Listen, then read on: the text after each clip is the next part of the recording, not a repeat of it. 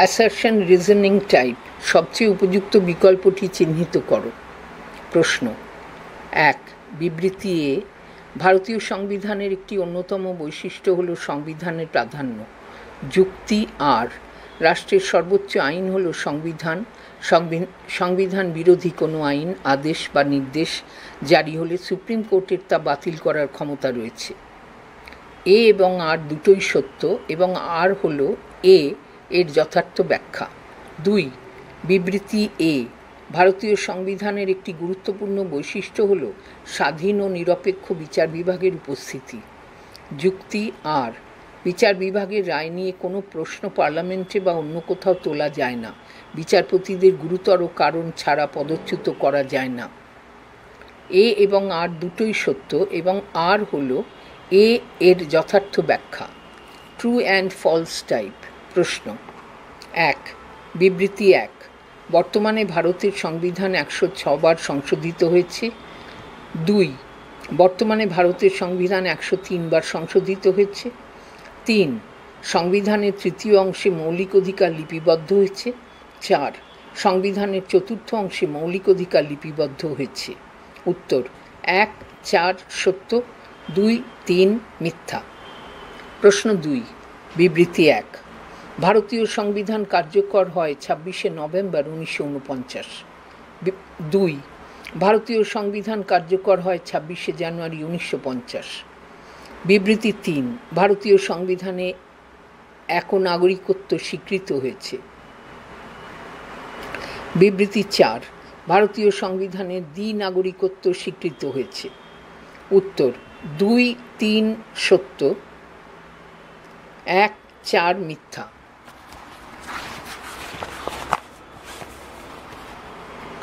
পৃষ্ঠা 151। প্রশ্ন 3, বিবৃতি 1, সংবিধানের প্রস্তাবনার অংশটি আদালতের এখতিয়ার বহির্ভূত। 2, সংবিধানের মৌলিক অধিকার অংশটি আদালতের এখতিয়ার বহির্ভূত। 3, সংবিধানের 7ম তফসিলে কেন্দ্র ও রাজ্যের মধ্যে আইন সম্পর্কিত ক্ষমতা বণ্টন করা হয়েছে। 4, সংবিধানের 3য় তফসিলে কেন্দ্র ও রাজ্যের মধ্যে আইন সম্পর্কিত ক্ষমতা বণ্টন করা হয়েছে। উত্তর 1, 3 সত্য, 2, 4 মিথ্যা। প্রশ্ন 4, বিবৃতি 1, ভারতের সংবিধান সংশোধনে রাষ্ট্রপতির সম্মতি প্রয়োজন। 2, ভারতের সংবিধান সংশোধনে সুপ্রিম কোর্টের সম্মতির প্রয়োজন। 3, ভারতীয় সংবিধানের প্রথম সংশোধনী পাস হয় 1950 সালে। 4, ভারতীয় সংবিধানের প্রথম সংশোধনী পাস হয় 1951 সালে। উত্তর 1, 4 সত্য, 2, 3 মিথ্যা। প্রশ্ন 5, বিবৃতি 1, ভারতীয় সংবিধানের মূল বৈশিষ্ট্য গণতান্ত্রিক সমাজবাদ। 2, ভারতীয় সংবিধানের মূল বৈশিষ্ট্য বৈজ্ঞানিক সমাজবাদ। 3, ভারতীয় সংবিধানের মূল বৈশিষ্ট্য ধর্ম নিরপেক্ষতা। 4, ভারতীয় সংবিধানের মূল বৈশিষ্ট্য সংসদীয় ব্যবস্থা। উত্তর 1, 3, 4 সত্য, 2 মিথ্যা। প্রশ্ন 6, বিবৃতি 1, ভারতের মূল সংবিধানের প্রস্তাবনায় সমাজতান্ত্রিক শব্দ ছিল। 2, ভারতের মূল সংবিধানের প্রস্তাবনায় ধর্মনিরপেক্ষ শব্দ ছিল। 3, ভারতের মূল সংবিধানের প্রস্তাবনায় গণতান্ত্রিক শব্দ ছিল। 4, ভারতের মূল সংবিধানের প্রস্তাবনায় সার্বভৌম শব্দ ছিল। উত্তর 1, 2 সত্য, 3, 4 মিথ্যা। 7, প্রশ্ন 7, বিবৃতি 1, রাষ্ট্রীয় সার্বভৌমিকতার প্রধান দিক হল অভ্যন্তরীণ দিক। 2, রাষ্ট্রীয় সার্বভৌমিকতার প্রধান দিক হল বাহ্যিক দিক। 3, রাষ্ট্রীয় সার্বভৌমিকতার প্রধান দিক হল চূড়ান্ত দিক। 4, রাষ্ট্রীয় সার্বভৌমিকতার প্রধান দিক হল অনিয়ন্ত্রিত দিক। উত্তর 1, 2 সত্য, 3, 4 মিথ্যা। প্রশ্ন 8, বিবৃতি 1, কর্মের অধিকার হল নির্দেশমূলক নীতি। 2, অভিন্ন দেওয়ানি আইন হল নির্দেশমূলক নীতি। 3, সাম্যের অধিকার হল নির্দেশমূলক নীতি। 4, স্বাধীনতার অধিকার হল নির্দেশমূলক নীতি। উত্তর 1, 2 সত্য, 3, 4 মিথ্যা। পৃষ্ঠা 152।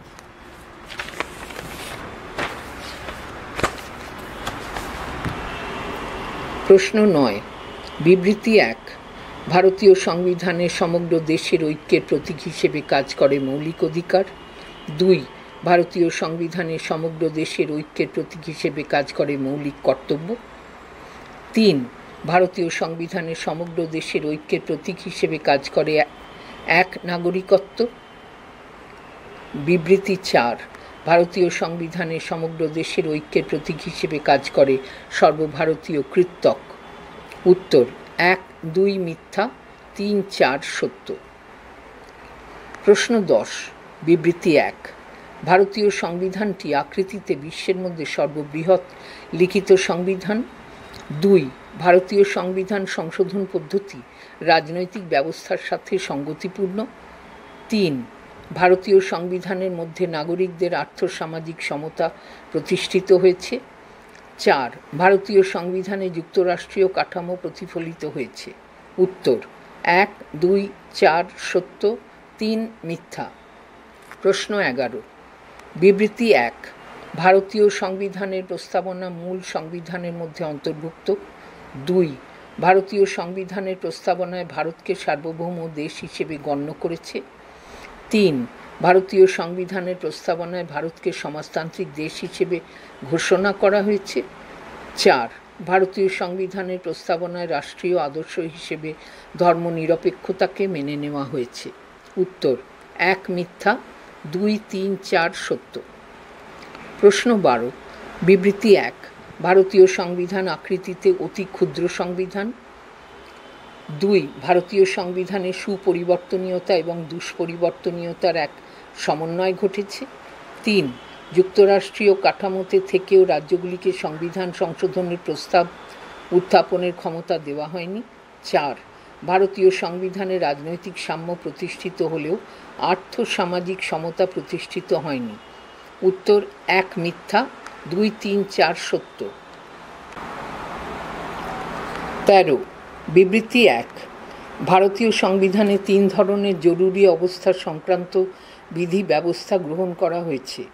২। ভারতীয় সংবিধানে ৩৫৬ নম্বর ধারা অনুসারে জম্মু ও কাশ্মীর রাজ্যের জন্য বিশেষ মর্যাদা প্রদান করা হয়েছিল। বিবৃতি ৩। ভারতীয় সংবিধানে ৮ম তফসিলে ১৮টি ভাষাকে ভারতীয় ভাষা হিসেবে স্বীকৃতি দেওয়া হয়েছে। ৪। ভারতীয় সংবিধানের মাধ্যমে তফসিল জাতি, উপজাতি এবং অন্যান্য অনগ্রসর শ্রেণীর জন্য সরকারি চাকুরিতে পদ সংরক্ষণের ব্যবস্থা করা হয়েছে। উত্তর ১, ৩, ৪ সত্য, ২ মিথ্যা। পৃষ্ঠা ১৫৩। Diagram based type. প্রশ্ন ১। ভারতীয় সংবিধানে জরুরি অবস্থা সম্পর্কিত বিধি ব্যবস্থা যেভাবে লিপিবদ্ধ হয়েছে। জরুরি অবস্থা সম্পর্কিত বিধি ব্যবস্থা। ১ জাতীয় জরুরি অবস্থা। ২ রাজ্যে সাংবিধানিক অচলাবস্থা। ৩ আর্থিক জরুরি অবস্থা। Case based type. ভারতের সংবিধানে যুক্তরাষ্ট্রীয় কাঠামো গ্রহণ করা হলেও দ্বি-নাগরিকতাকে স্বীকৃতি দেওয়া হয়নি। ভারতে এক নাগরিকত্বকে গ্রহণ করা হয়েছে। কেন্দ্রশাসিত অঞ্চল, রাজধানী অঞ্চল বা রাজ্যগুলির যে কোনো জায়গায় নাগরিকরা বসবাস করুন না কেন, তাঁরা সবাই ভারতীয় নাগরিক রূপে স্বীকৃত হবেন। সঠিক বিকল্পটি নির্বাচন করো। প্রশ্ন ১। ভারতের একনাগরিকত্ব ব্যবস্থায় যে বিষয়টিকে গুরুত্ব দেওয়া হয়েছে। অঙ্গরাজ্যগুলির আলাদা নাগরিকত্ব প্রদানের ক্ষমতার অস্বীকৃতি। ২ দ্বি-নাগরিকত্ব স্বীকৃত হয়েছে যুক্তরাষ্ট্রীয় ব্যবস্থায়।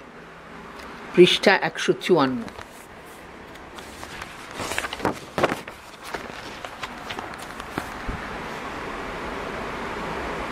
Mock test paper.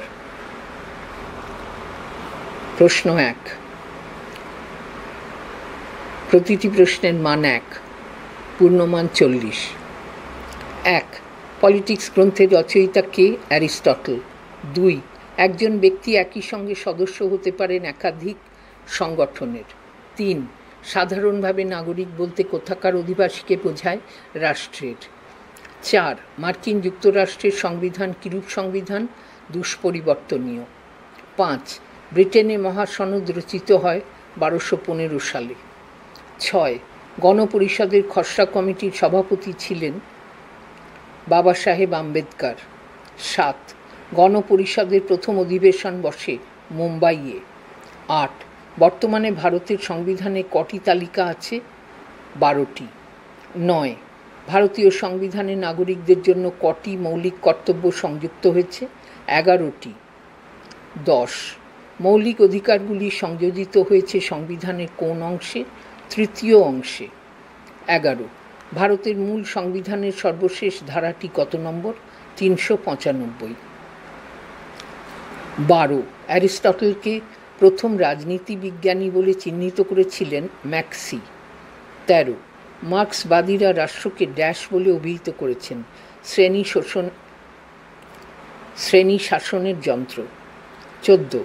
কোনো গুরুতর অপরাধের জন্য স্বদেশ থেকে বহিষ্কৃত নাগরিকতাহীন ব্যক্তিকে ড্যাশ বলা হয়? রাষ্ট্রহীন ব্যক্তি।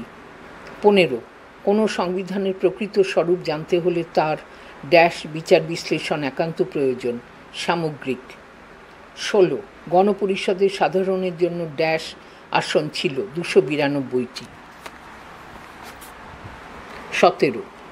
গ্রেনভিস অস্টিন মন্তব্য করেছেন কংগ্রেস কখনোই ড্যাশ ছিল না, গান্ধীবাদী ছিল না। 18. বর্তমানে ভারতীয় সংবিধানে ড্যাশটি তফসিল আছে? 12টি। 19. মিনার্ভা মিলস মামলায় সুপ্রিম কোর্ট ড্যাশতম সংবিধান সংশোধনী আইনে কিছু অংশ বাতিল করেছেন? 42তম। 20. বর্তমানে দেশীয় রাজ্যের কোনো আলাদা অস্তিত্ব না থাকলেও ড্যাশ সালের পূর্ব পর্যন্ত দেশীয় রাজাদের রাজন্য ভাতা ও অন্যান্য বিশেষ সুযোগ সুবিধা দেওয়া হতো? 1971 সালের। 21. স্তম্ভ এ, স্তম্ভ বি। এ. সার্বভৌম ক্ষমতার অধিকারী রাষ্ট্র। বি. অপ্রতিহত ক্ষমতা, সার্বভৌমিকতা। সি. রাষ্ট্রের মস্তিষ্ক সরকার। ডি.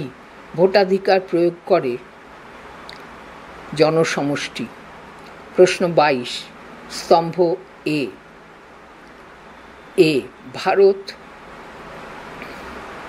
লিখিত সংবিধান, ব্রিটেন অলিখিত সংবিধান, নিউজিল্যান্ড সুপরিবর্তনীয় সংবিধান, মার্কিন যুক্তরাষ্ট্র দুষ্পরিবর্তনীয় সংবিধান। 23. রাষ্ট্রের বিবর্তনের ক্রমিক অবস্থান হল প্রাচীন গ্রিসের নগররাষ্ট্র, পোলিস ও সিভিটাস, স্ট্যাটাস,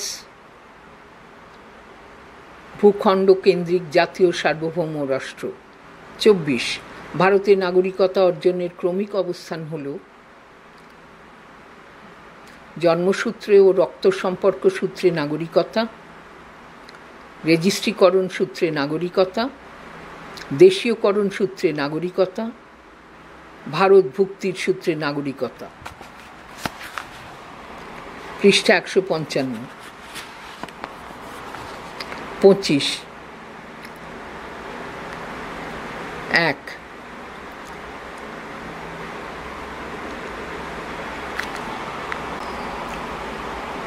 ভারতীয় সংবিধানে 12 থেকে 35 নম্বর ধারায় উল্লিখিত মৌলিক অধিকারগুলির দ্বিতীয় অবস্থান হল সাম্যের অধিকার। ভারতীয় সংবিধানে 12 থেকে 35 নম্বর ধারায় উল্লিখিত মৌলিক অধিকারগুলির চতুর্থ অবস্থান হল স্বাধীনতার অধিকার। ভারতীয় সংবিধানে 12 থেকে 35 নম্বর ধারায় উল্লিখিত মৌলিক অধিকারগুলির প্রথম অবস্থান হল শোষণের বিরুদ্ধে অধিকার।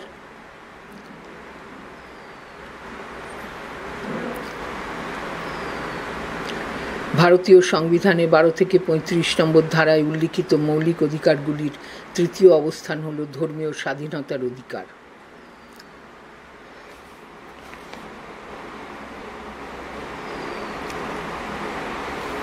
প্রশ্ন 26। বিবৃতি এ। রাষ্ট্রবিজ্ঞানের সাবেকি সংজ্ঞাকে রাষ্ট্রকেন্দ্রিক বলা হয়। বিবৃতি আর। রাষ্ট্রবিজ্ঞানের সংজ্ঞা শুধু রাষ্ট্র ও রাষ্ট্রীয় প্রতিষ্ঠানগুলির বিশ্লেষণের সংকীর্ণ গণ্ডির মধ্যে সীমাবদ্ধ থাকে না, উত্তর, এ অযথার্থ কিন্তু আর যথার্থ। 27, বিবৃতি এ, গণতান্ত্রিক রাষ্ট্রের সাফল্যের প্রধান শর্ত হল সুনাগরিকত্ব।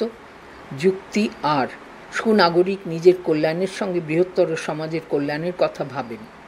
উত্তর, এ এবং আর দুটোই সত্য এবং আর হল এ এর যথার্থ ব্যাখ্যা।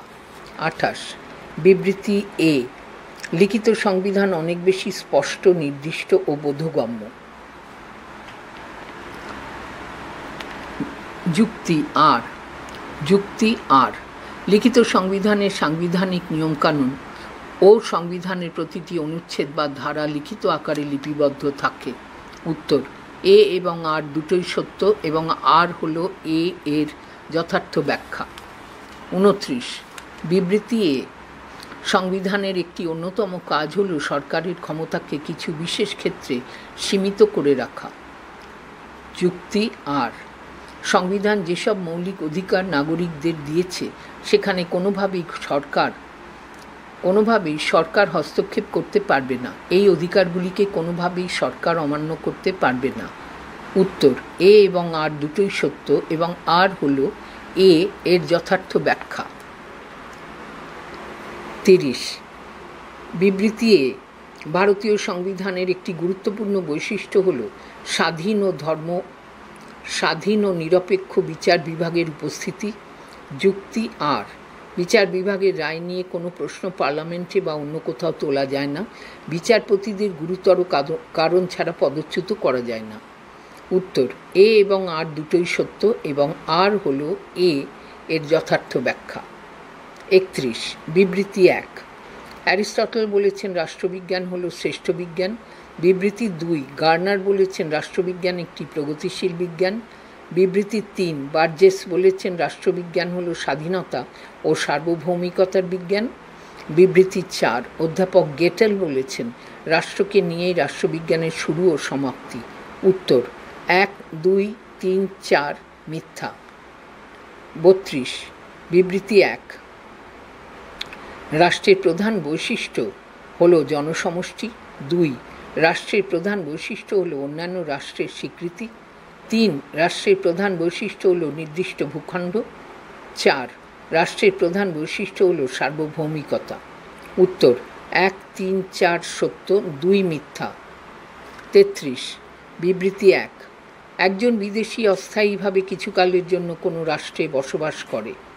2, একজন বিদেশির পূর্ণ আনুগত্য থাকে নিজ রাষ্ট্রের প্রতি। 3, একজন বিদেশি তার রাষ্ট্রের প্রতি পূর্ণ আনুগত্য প্রদর্শন করেন। 4, একজন বিদেশির পররাষ্ট্রে রাজনৈতিক অধিকার ভোগ করেন। উত্তর, 1, 2, 3 সত্য, 4 মিথ্যা।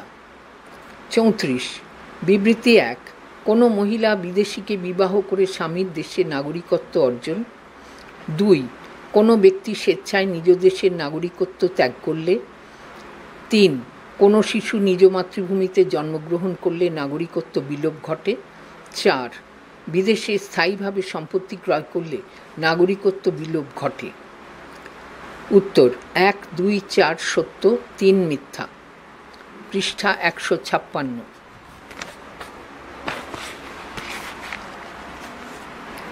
প্রশ্ন 35, বিবৃতি 1, লর্ড ব্রাইস সংবিধানকে সুপরিবর্তনীয় ভাগে ভাগ করেছেন। 2, লর্ড ব্রাইস সংবিধানকে লিখিত ভাগে ভাগ করেছেন।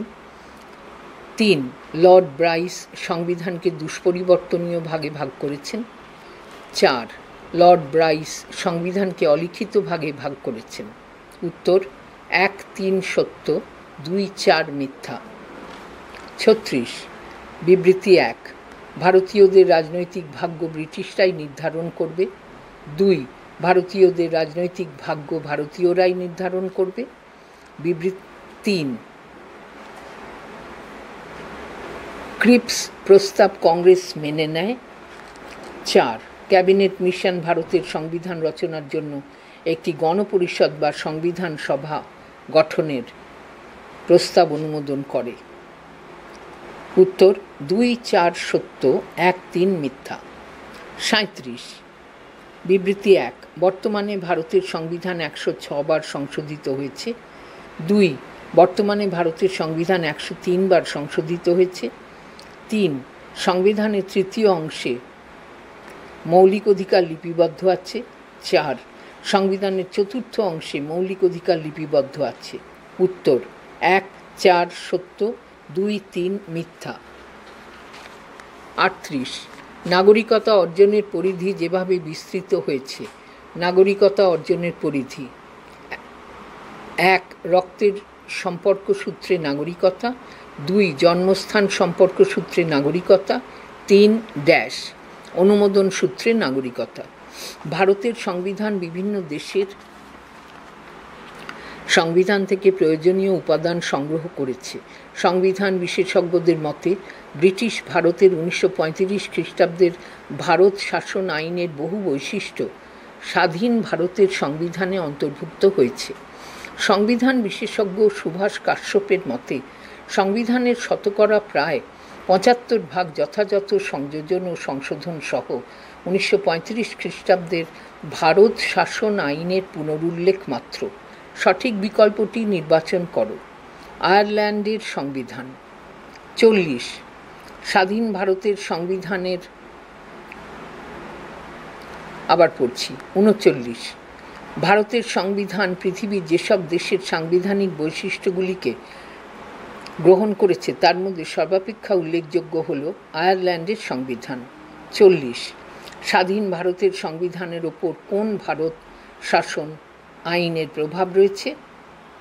1935 খ্রিস্টাব্দের ভারত শাসন আইন।